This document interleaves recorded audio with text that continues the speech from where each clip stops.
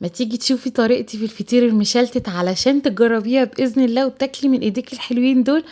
احلى فطير مشلتت فلاحي على اصوله، ومش شكرانيه في نفسي، بس انا فعلا متميزه فيه.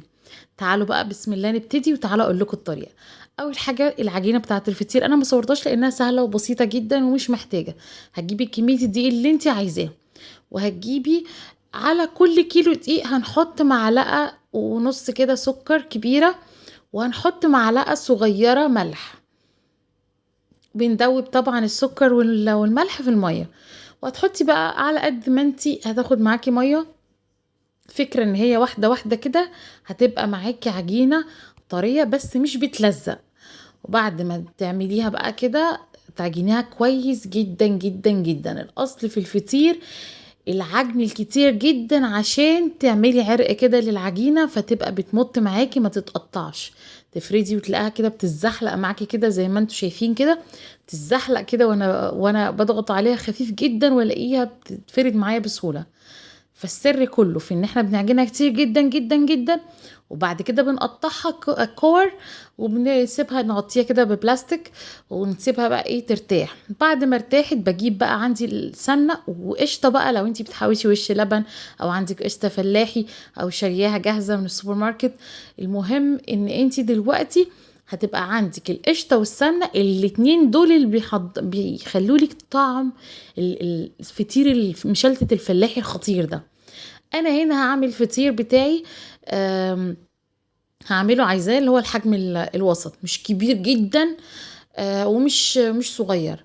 فانا عملت ايه، قسمت كده العجينة على كرات كده، يعني كراية كبيرة كده زي التفاحة الكبيرة كده كل كورة، وبدأت احط 3 كور جوه بعض. هتطلع معانا فطيرة، يعني الفطيرة هتبقى حوالي نص كيلو ايه وطن كده مش مكملة. الكبيرة بتبقى من كيلو الا ربع لكيلو، اما دي اللي هي الوسط.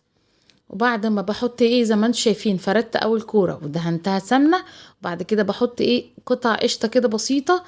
القشطة دي زي السحر بتدي طعم بجد خطير للفطير. بعد كده هقفل اول طبقة. انا طبعا هنا دي الفطيرة التانية كنت انا بعمل فيها ايه، عملت الطبقات اللي قبلها. كل طبقة باجي اروح مقفلها كده مربعة واحطها على جنب، افرد الطبقة اللي بعدها واروح جاي حطها جواها. دي كده كانت اول فطيرة خلصت. تاني فطيرة اللي دخلنا فيها اهي زي ما انتم شايفين اول كرة اخدتها. مش بتحتاج، انا على فكرة عشان انا بجاري الفيديو عشان انه طويل جدا، لكن انتوا لو شفتوها على الطبيعة هتلاقوني بشد العجينة بالراحة، وتلاقيها معايا يعني اللهم بارك بتتفرد لوحدها من كتر ما هي ارتاحت كويس وتعجني كويس جدا. بعد كده زي ما انتم شايفين السمنة انا مش مسيحاها، انا جايباها زي ما هي كده. في حالتها احنا في الصيف طبعا، فالسمنة مش بتجمد زي الشتاء، لكن لو في الشتاء تحتاجي تحطيها على النار شوية عشان ما تبقاش ايه مجمدة. لكن انا جايباها على طول زي ما هي من البرطمان كده، لان ايه هي سايحة اوريدي بسبب الصيف والحر. بعد كده بحط ايه القشطة، بقطع كده ايه معلقة قشطة، وكل طبقة فيها دهنة سمنة كويس، وحاطة كمان ايه قشطة متقطعة كده. وبعد كده زي ما انتم شايفين اهو ادي تاني طبقة بفردها كده برضو اللي هي بتبقى شفافة اهي. بصوا بحط ايدي كده وبالراحة كده يعني اشدها بايديا كده بالراحة، بتلاقيها ايه بتتفرد معانا بسهولة وبتتفرد معانا كويس جدا. ادي تاني طبقة هروح جاية حاطة برضو زي نفس الفكرة، هنحط برضو السمنة وهنحط القشطة.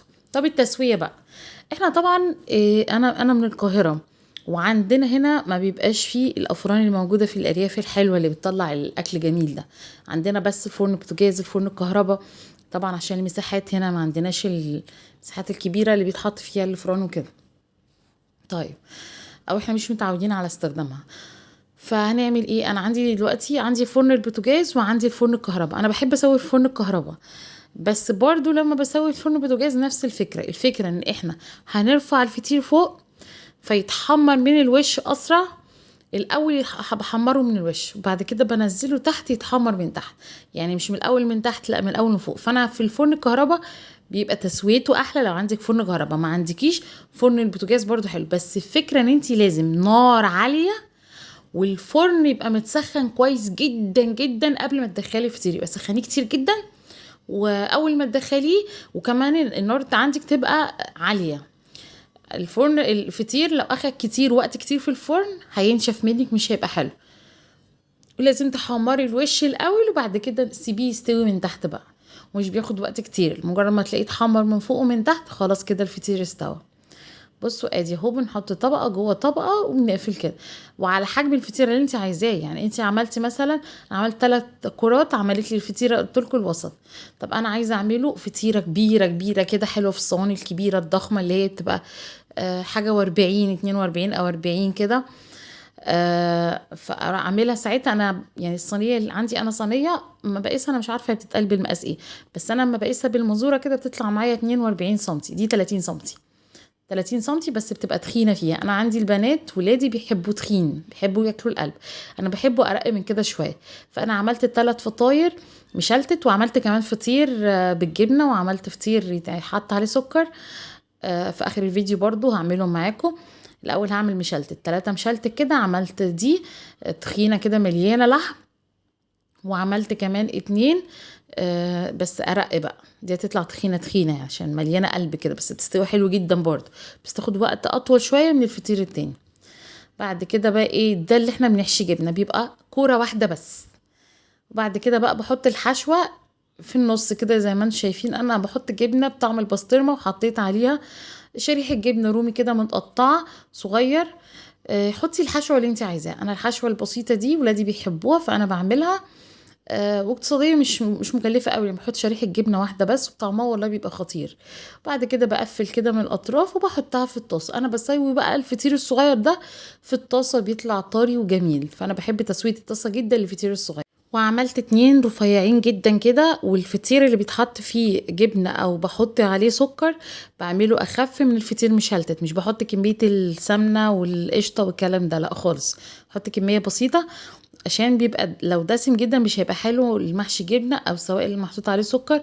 شايفين الفطيرتين اللي في الاخر خالص دول الرقيقين جدا، دول بقى بعمل بيهم ايه، دول بحط فيهم سكر باودر وبلفهم بعد كده رول، بيبقى حلوين جدا جدا. لما تاكليه الفطير اللي انت بتحشيه سكر في البيت مش هتتقبلي ابدا الفطير بالسكر بره. انا ما بعرفش اكل فطير من السكر من بره، مش بيبقى بحلاوه البيتي ابدا، وبتسوى في الطاسه ما تاخدش وقت، حلوه جدا يعني، احلى بكتير ما تشتريه من بره.